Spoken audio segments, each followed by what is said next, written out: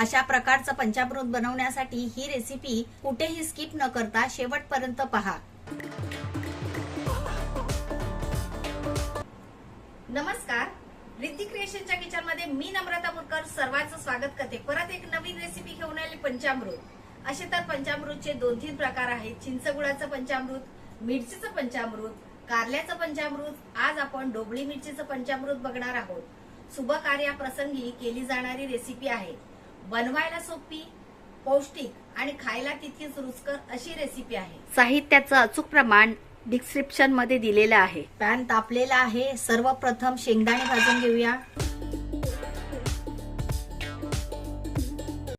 शेंगदाणे खरपूस भाजून झाले आहेत, काढून घेऊया। तीळ भाजून घेऊया। गॅसची फ्लेम मीडियम ठेवायची आहे। मीडियम फ्लेमवर सोनेरी रंगावर तीळ भाजून घ्यायचे आहेत। ते शेंगदाण्याच्या साली काढून घ्यायचे आहेत। तीळ सोनेरी रंगावर भाजून झालेत, काढून घेऊया। सुक्या खोबऱ्याचा किस भाजून घेऊया। खोबरंही सोनेरी रंगावर भाजून घ्यायचं आहे। खोबरं भाजून झाले, गॅस बंद करूया। खोबरं काढून घेऊया। गॅस बंद आहे, पण पॅन गरम आहे, तर त्यावर ही भाजकी चण्याची डाळ टाकायची आहे। थोडं मॉइश्चर जाण्या इथपर्यंत ती पॅन मध्ये गरम होईल। तोपर्यंत आपण शेंगदाण्याची सालं काढून घेऊया। शेंगदाण्याच्या साली काढून झाल्या। चिंचेचा कोळ करून घेऊया। चिंचेचा कोळ करण्यासाठी पाणी जरा गरम करून घ्यायचा। आता हे सगळं गार झालंय, काढून घेऊया। मिक्सरला लावून भरड वाटून घ्यायचंय। ला लावून जाडसर वाटून झालंय, जास्त पण बारीक नाही वाटायचंय। पॅन शेगडीवर ठेवून गॅस चालू करून घेऊया। फोडणीसाठी 2 टेबलस्पून तेल घ्यायचंय। तेल तापलेलं आहे, राई घालूया। राई तडतडली की लगेच जिरा घालायचा आहे। हिरवी मिरची, कढीपत्ता, सर्व पंचखाद्य फोडणीला घालूया। पंचखाद्यापासून बनवतात म्हणून याला पंचामृत म्हणतात। खोबऱ्याचे काप करून घेतले आहेत। काजूगर, मनुके, खारीक, खाद्य झालेलं आहे। आता यावर सिमला मिरची टाकायची, ढोबळी मिरची फोडणीवर चांगली परतून घ्यायची। हिंग, हळद, लाल तिखट हे सगळं फोडणीवर परतून घ्यायचं। आता यामध्ये चिंचेचा कोळ टाकायचा आहे। चिंचेचा कोळ गाळून घ्यायचा आहे। 1 वाटी पाणी।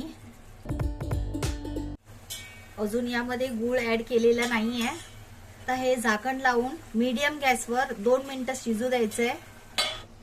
झाकण ठेवून 2 मिनिटं झालेले आहेत, उघडून बघूया।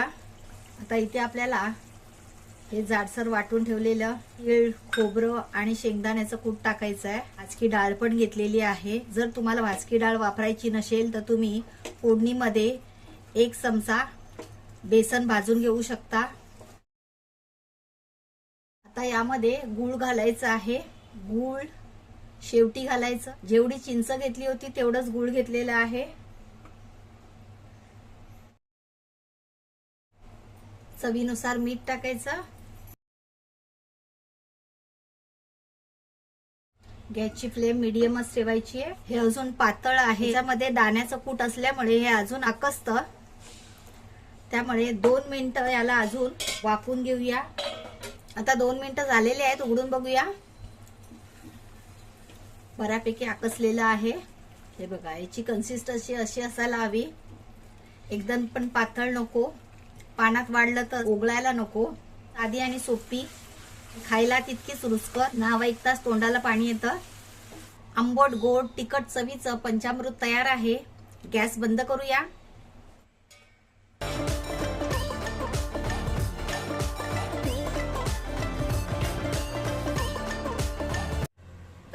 अशा प्रकारे ढोबळी मिरचीचं पंचामृत तयार आहे। रेसिपी आवडली तर लाईक करा, शेअर करा। चॅनलवर नवीन असाल तर चॅनलला सबस्क्राईब करा।